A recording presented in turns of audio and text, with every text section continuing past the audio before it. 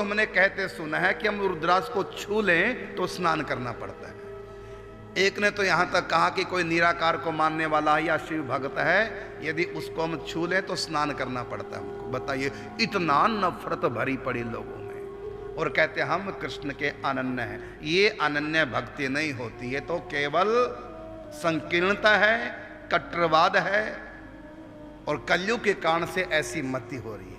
कहाँ तो भगवान ने कहा मुझको सब जगह देखो, और ये सब जगह तो कहाँ देखेंगे, भगवान के अन्य अन्य रूपों में भी अपने इष्ट को नहीं देख पा रहे हैं। इसलिए इनको किसी कभी भी अनुभूति भगवान की या उनके प्रेम की हो ही नहीं सकती। हाँ, बातों के धनी है, बातें लंबी चौड़ी करते रहो, हम अनन्य हम फनन्य करते रहो, बाकी पल्ले कुछ नहीं है। क्योंकि गीता कहती है जो सर्वत्र मुझको देखते हैं उन्हीं का अंतिम जन्म है ये, नहीं तो सबको मरना जन्मना पड़ेगा बार बार। अंतिम स्थिति साधक की क्या है, जब वो अपने इष्ट को सब जगह देखेगा।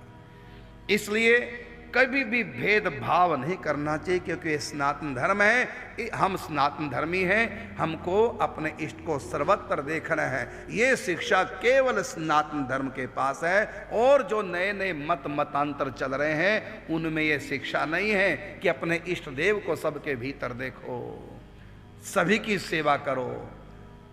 औरों के तो अंदर ऐसे ऐसे गलत भाव भरे पड़े कि मार दो लोगों को, जो हमारे धर्म को नहीं मानते, उनको जीने का अधिकार नहीं। अब इसको मत कहेंगे, ये धर्म नहीं हो सकता।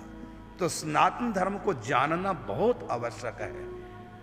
अगुण सगुण सब आप हो, निराकार साकार, सर्व रूप धरी हे हरि, आप बने संसार। सब कुछ भगवान। और भागवत के प्रथम दिन सुखदेव जी जब कथा सुनाना प्रारंभ करते, यहीं से ज्ञान प्रारंभ किया है कि कहीं भी आपका मन जाए कृष्ण को छोड़ करके, उसको भी कृष्ण रूप ही मानो। इसी का नाम है योग धारणा। भागवत जी की कथा योग धारणा से प्रारंभ होती है, अर्थात सर्वत्र श्री हरि के दर्शन करो। और अंतिम उपदेश जो सुखदेव जी का है वो भी यही है।